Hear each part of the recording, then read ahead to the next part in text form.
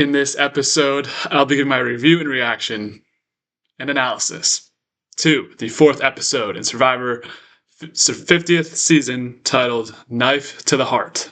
Wow. Survivor 50 has been a fun ride up until this episode. I thought this was easily the worst episode of the season. Nothing in comparison, in my opinion. Really, this will be known as the Zach Brown episode, and I was chatting with some friends, a little post-episode. I'm shooting this about 30 minutes after the episode ended. This just didn't translate well to television.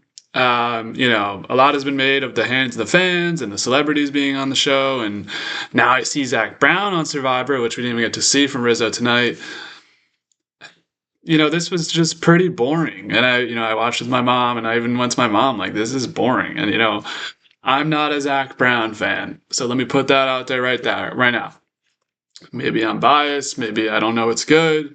If that was Kid Cudi, maybe I'd be hyped. So, maybe I'm just in the wrong realm here, and that's totally fair. If you're a big Zach Brown fan, do you love this episode?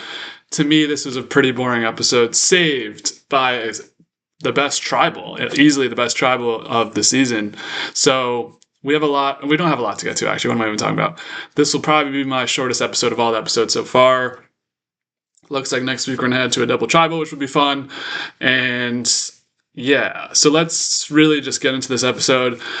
Starting out with the post-tribal camp life scene with Q being voted out in last week's episode. You have Ozzy. So Ozzy has formed this magical relationship with Mike through Mike being at his restaurant in Los Angeles, and they became sort of friends through that. Mutual survivors, I guess, just became friends, and whatever. Ozzy's a manager at a restaurant, which is kind of surprising. Anyways, Ozzy wants to keep Mike in the game, and he wants to get rid of Angelina, which makes sense. Ozzy's team has lost every challenge, which is crazy. Superman of Fatu, Ozzy this season, you gotta say it. You want to get out somebody who's gonna and I'm actually pretty surprised Ozzy went through with the Q vote after what we see tonight and after we saw in the last couple episodes.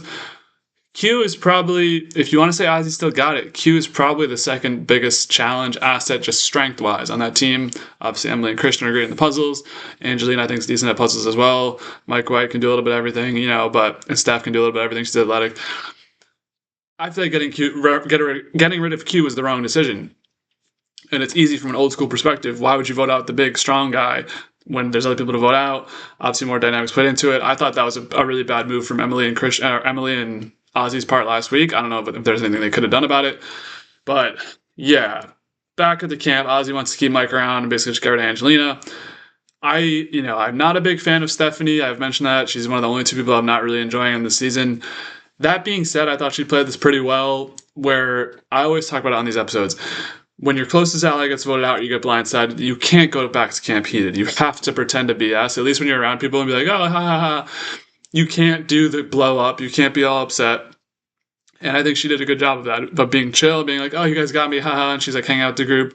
And I think this is able to put her kind of back in that slot of being able to get on the right side of the vote this episode, which coming into this week, you think Steph, easy one out, because she was the only one blindsided, but she's able to be a part of a 3-2-1 majority tonight. So have to give Steph her flowers, and I'm not a big fan of her personally. I know a lot of people out there aren't fans of her personally, but that is what it is, and she did a good job tonight.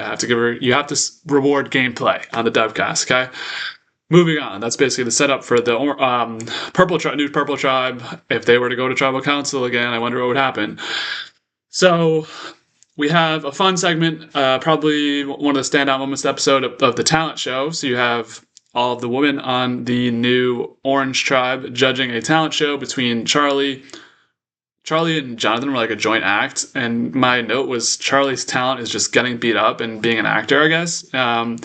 Anyways, Rizzo does a Mickey Mouse impression, and Rick does like a shitty juggling, which that was a funny scene to watch play out with Dee and Sari hanging out with Camilla, and they're just talking shop and whatever. I thought that was a fun scene. And Charlie's acts all pissed off. You have to, Charlie's a pretty boring guy, and I'm not gonna act like I'd do much better. I'd probably be the same person as Charlie, probably just even less entertaining. But get me on the show though, if anyone's listening, they won't. I thought Charlie's reactions were pretty funny of him just being upset about like losing the talent show. He's like, I always lose, blah, blah, blah. So I thought that was pretty funny. And, we saw the scenes on the next time on of Jonathan getting beat up by Charlie. So we see that play out. It's just a talent show, guys. Charlie didn't actually punch Jonathan. And I knew a lot of people out there were expecting that to happen. So in the new Teal Tribe, we have the Genevieve versus Aubrey rivalry, which is kind of taking center stage. And a lot has been made of the coach and Ozzy back and forth. That was a big thing in the first 2 weeks. I think this Aubrey and Genevieve thing, there was that little tidbit in episode 1, and now last week, coming into this week, it's back again with Aubrey now becoming very frustrated with Genevieve for, first of all, Aubrey's going out there by herself to look for another idol, which, like, go be your best, go try and be a Kelly Kim, I guess, and get 2 idols. I feel like she should be working on finding somebody other than Tiffany who wants to work with her. Is that too much to say? I don't know. We don't really know the dynamics in this tribe, though. So, like, to me, this comes down to where the Honor and Integrity Alliance wants to swing. Whether that's Colby, Coach, and Joe, what they want to do, and they have Chrissy with them. So, are they going to pick Team Genevieve, or are they going to pick Tiff and Aubrey? My gut sense is if that group were to go to Tribal Council, they would side with Genevieve, but then Aubrey would play the idol, and like some ricochet would happen where probably Genevieve goes. We'll get into that in my top 3 out next segment. But yeah, I think. With the Charlie stuff too, they got a nice little. They threw in the Applebee's at you. I'm pissed, and that clip lives rent free in my mind. If you've watched the Survivor, it lives rent free in your mind. Come on now. So with Genevieve and Aubrey's looking for that second idol. Genevieve's like, Aubrey, where are you? Which kind of a weak move on Genevieve's part. I feel like you don't want to be beating people around, acting like, your children, where are you, looking for you and stuff like that. So I thought that was pretty bad on Genevieve's part. And, it's probably exaggerated for TV as always, so take it with a grain of salt. Genevieve, it's like, okay, Aubrey's looking, I gotta look. So she is able to come across her second Billie Eilish Boomerang idol, and notoriously in her first season couldn't find anything, had a fake idol. This time she's got 2 real ones, but she can't take either of them for herself, so she's got to figure out who to send this one to. So Genevieve has found 2 of the Billie Eilish idols. They're going to get matching tattoos of boomerangs. I'm sorry, Genevieve, but Billie Eilish signed up for this idol and then has not promoted the show since. So unfortunately, I don't know. I don't think Billie Eilish will know who you are. Anyways, she decides to send it to Rizzo. I thought this was an interesting choice. I do like the aspect of them not telling you who it's from, and you kind of just have to guess, and it could be like a bargaining chip moving forward. Genevieve's going to use this as kind of a weapon to, if Rizzo doesn't use it, to just get it back to him, and her hands are clean. She's not going to tell anyone, so if it does happen, she just gets an idol for free, and no one will know. So kind of decent gameplay from Genevieve, and Rizzo is from outside perspective, I think he's the middleman on that tribe, from original tribe dynamics, if I can recall correctly. Oh no, it's 4-2-1 over there. So maybe Rizzo could be cooked. Maybe it is logical to think Rizzo might be in trouble in the next coming tribal councils. His presence on 49, no one really knows what he's about, and then he's going to go into this tribe as a lone man from the original Vatu tribe. Thought that was a decent play for sending it to Rizzo. Zach Brown has made his appearance. We have to just glaze the shit out of Zach Brown for this episode. Seems like a cool guy. I have heard the Chicken Fry song and Be Earnest Friday Night, and there was another one when he was like getting off the boat that I remember. So you have to hype up his resume, hype up his Survivor watching. He says he watched every season. I highly, highly doubt that. And if, I don't think these people watch TV. The only thing I will say, I think movie stars watch movies. Like Tom Cruise says he watches a movie a day. I believe that. I don't believe that Zach Brown has watched every single episode of Survivor. He didn't have any niche polls for us to be like, oh, I remember on your season, Chrissy, like that was bullshit with, like, he could have gave us a reference. I don't think there was any references involved. I'm questioning how Zach Brown even got in contact with Survivor. Was it that he reached out to them? They reached out to him. He posted something about it. I'm curious to see that transgression, how that ended up coming to be. I do have one question. So Zach Brown is all in the thing. Dee's one of his biggest fans. Jonathan likes his music, which I'm not even going to say that. Anyways, Aubrey, why are you crying? And, I saw this scene on a TikTok. You always get those like sneak peek, or this was sneak peek 2. They're promoting the shit out of this season, whatever. Why is Aubrey crying from just Zach Brown being there? There's not a shot in hell Aubrey listens to Zach Brown's music. And what of him just showing up makes you cry? It's day 9. I liked Aubrey, but I think she's past her prime. And I think, Game Changers Aubrey was fire. Go Wrong Aubrey was fire. Edge of Extinction was meh. Season 50. She's coming from my girl Genevieve. I can't support. I'm sorry. And I don't know why she's crying. This is an open, maybe if Aubrey ever sees this video, why were you crying in this moment of Zach Brown just being there? I'm actually genuinely curious what the cause of that was. Anyways, Purple Tribe. This is a double. At first, I was like, "Holy shit, we're getting an immunity challenge super far or super early into the episode. We're gonna get a double tribal tonight. We're gonna get 2 cycles tonight." Definitely not just Zach Brown's segment for half the episode, right? Right? No, we aren't so lucky. Anyways, it's a double immunity, 2 necklaces or 2 trophies, idols, 1 reward, 1 nothing, and 1 tribal council. Purple Tribe. You think Q could have helped you push up that boat that you were stuck on? Former D1 athlete, football player, big muscles. No, right. Yeah, he doesn't have a vote. We gotta get him out of here. He's one of the biggest threats in the game, as they say. You sure? You sure about that? Think you could help them out a little bit there. And obviously they just get blown out in this challenge. I don't like the challenge of the arc of them having to hold pieces up and putting in this arc of CEL, like each block. You know what I'm talking about if you watch this episode. I don't like that part. So this challenge was pretty ho-hum affair for me. It did look like Tiff, I think, took a block to the face. Tiff isn't even on the show. She just gets hit in the face with the block. That was tough. But anyways, the Teal Tribe wins both. So we have the Honor and Integrity group and Chrissy, Tiff, Aubrey, and Genevieve getting to go hang out with Zach Brown for the day. The Orange group wins immunity, and back at Tribal. And really, this has been kind of a lackluster season strategy-wise so far, because we don't even know how half these people are going to vote, what they're doing, what their game plans are. We know, the semblance of plans, but we've only seen a select group of people at Tribal Council. I think maybe, only a third of the cast has gone to Tribal. That would add up, maybe a little bit more than a third of the cast. So I'm hoping, next week there will be new people going to Tribal, which will be fun because it is a double. But yeah, Purple Tribe back, and it's I don't feel bad for them because I don't necessarily really care for anyone on that tribe. I'm not riding or dying for anyone on that tribe like I would for Q. Christian's cool. Emily's been a fun presence, but if Emily goes home, I don't really care. Ozzy's boring. Mike White's just a narrator. Angelina hasn't done much in the season. At least they're not showing us much of her.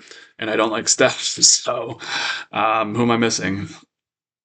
I think that's it. So I didn't really care that they went back to Tribal. I didn't really have any emotional investment in that. I was kind of curious on where they'd go with this one, and there were some out of the game reasons why. If you've seen the red carpet interviews, that maybe some no spoilers, but where do they go with this one? How does this end up? So we go with Teal Tribe to Zach Brown. This was just an aura farm for him, and the country people will yuck this up and eat it up. Good for them. I'm not a fan of Zach Brown, like I mentioned before. Good for him farming aura. Good for him, bro. And he catches fish. He gets to live his dream. I feel like I was watching a fucking documentary. I was watching a man spearfish. He's like, I grew up spearfishing when I was 15, and I had a really good time doing it, and I wanted to do it on Survivor, and I had to catch the big fish he caught was cool and if I was stoned watching this, right, and just I'd be immersed in this. I'd be give me 2 hours of Zach Brown spearfishing and telling us about his life. I'd be locked in. But this is Survivor. I'm here to watch people get voted out and for the drama and for crazy shit to happen. I'm not here to watch fucking Zach Brown spearfish for 2 hours or for 45 minutes. The big fish he caught was cool. Like I mentioned, him sitting next to the stingray was cool. I'm glad they gave him some rope to play with of him being out there and sharks are just swimming around him, and I respect him for that too. He's a country star. He's got a net worth to protect and shit, so good for him for that. But it's just this wasn't Survivor for me, and I gotta call him out. We heard at least 5 my pleasures. You work for Chick-fil-A, son? I'm sorry, I'm making myself laugh. Chick-fil-A on that. My pleasure, my pleasure. Gotcha, boss. Yeah, just not really a ton out of him with the contestants, but I think would be for the most interesting thing. And then we get like 3 songs by him, which was just painful at that point. I'm sorry.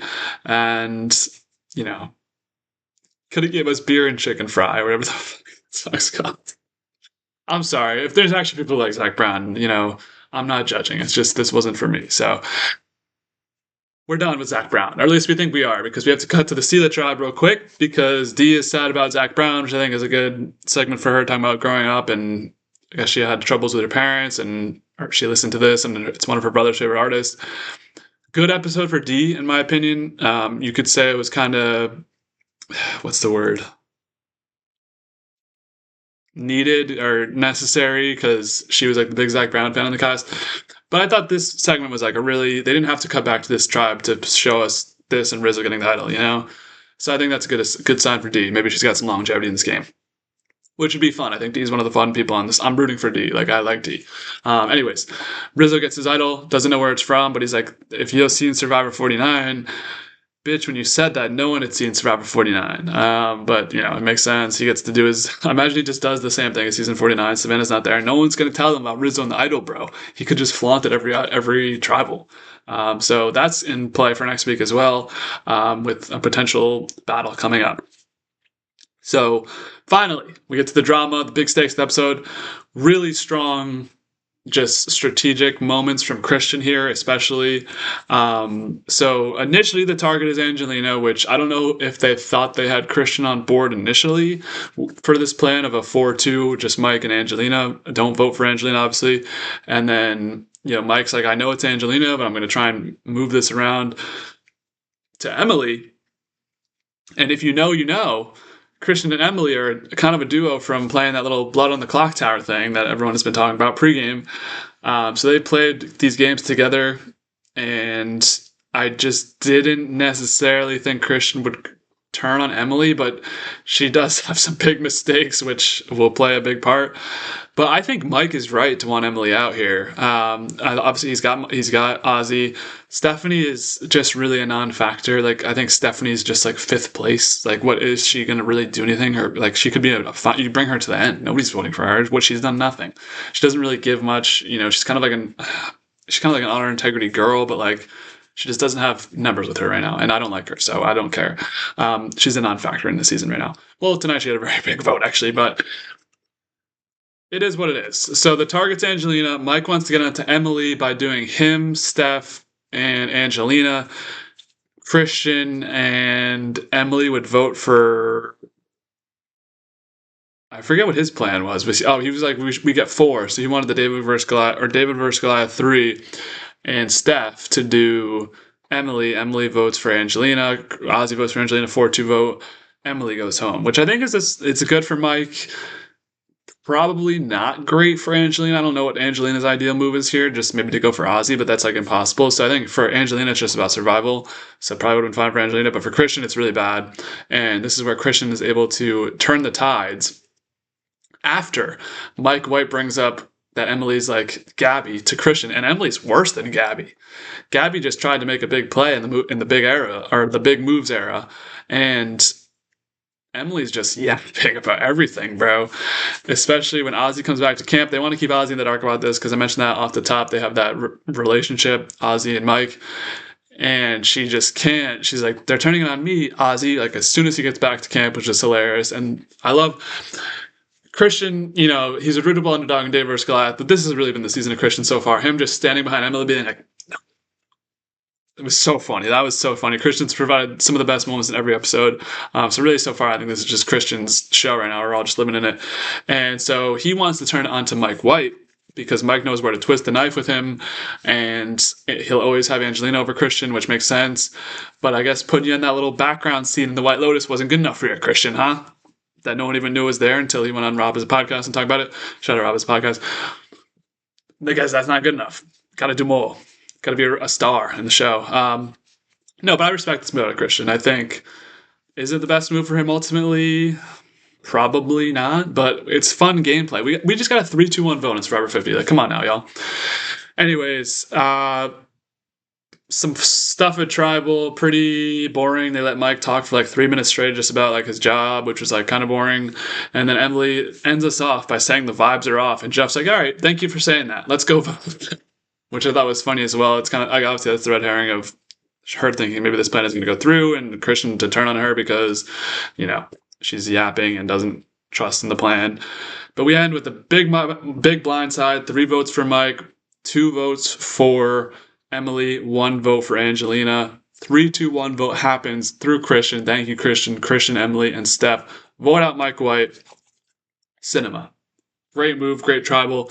Not a great episode in my opinion, but great reaction from Mike. Christian's, trying to do damage control. He's always been trying to get the votes to be clean and wants people to be happy with him after. And he's like, I'll catch you up to Ozzy. And Ozzy's like, too late. So Ozzy looks like he's going to have a crash out next episode. That'll be fun. And then Mike's like, you skunks, you got me. And, if you had to give like one person to give a fair reaction or like not be pissed off after being voted out, it would be Mike White. So fun stuff at the end there, but the way to get there was that was kind of boring at points, in my opinion. Easily the weakest episode of Survivor 50, in my opinion, so far. Knife to the heart. Okay, so that's where we leave off on episode 4. Obviously, we got some fun stuff coming up next week. We got a double Tribal, and I'll be there covering it, of course. So before we get into other stuff coming up in the Dubcast, I'll give you my top 3 players to win and top 3 players out next. So top 3 to win. This is a little bit bad because I'm kind of bad at picking who's going to win through the edit. I went with one person from one tribe and 2 people from one tribe. I think there's a couple people in the same sort of area for me. Number 1, I got Christian, and he's been shown a lot. He might be the fallen hero of the season, but this has been his fucking show so far. And if Christian were to win Survivor 50, would this be the edit we're getting of him controlling the game? He has been a main character because his tribals, he's also like Ozzy gone to every single tribal council, so that could be a part in it. But for me, as a basic Edgic person, I'm going with Christian, number 1. Number 2, I got the Kolbster. I think Colby's been silently present in every episode. He got to talk tonight at least 2 or 3 times. He got one of those confessionals talking about Zach Brown. Just genuinely positive content from Colby. I think he's in a good spot too, and he's got the Zoom Alliance, which we can talk Zoom Alliance tea. It's him, Joe, Coach, Jonathan. They all had a Zoom call, and we're talking about pre-gaming. Apparently, we don't know what's happening. And there was a New Era Alliance. The pre-gaming stuff is going to be wild after the season's over. I can't wait to see all about it. Number 3 is somebody that had a great episode last week. That's kind of been, once I start thinking about it more and more, this person is becoming a very viable winner candidate. And I had a 3rd man initially, but I think, we have to give the woman some respect. Give me Chrissy, number 3. I think Chrissy is on a trajectory right now. Is that crazy to say? Like, last week, she's been getting shit on. She got this bad stuff in episode 2, got told by Coach, like, people think you talk too much and are being a mother figure. She's like, you know what? I went through cancer, bitch. Fuck you. I'm ready to play. Like, I like that out of Chrissy. And, I don't remember being the biggest Chrissy fan. I definitely didn't want Ben to win, so probably I was rooting for Chrissy at the time. But I think Chrissy might win this game. Like, who's coming for Chrissy now? Really, like, I think she could slip under the radar, get right in there and win this game. So I got Chrissy number 3. Now, top 3 players, I believe, are all out next. This is what I think happens on, really, this is a really bad week for top 3 out next, because there's not really a lot of predictable dudes. So I picked one from each tribe. On the Orange tribe, we see this Rizzo, Charlie, and I'll fall for the bait on the next time on. I think Rizzo wins out here, and Charlie goes home. Charlie been slightly upticking content. He is a big threat. I don't know. I think Rizzo is going to get the best of him. I think Rizzo has longevity in this game. I'm going with Charlie out next. From the Teal tribe, Genevieve, I think Aubrey wins this battle somehow. I don't know. I think it ricochets onto her.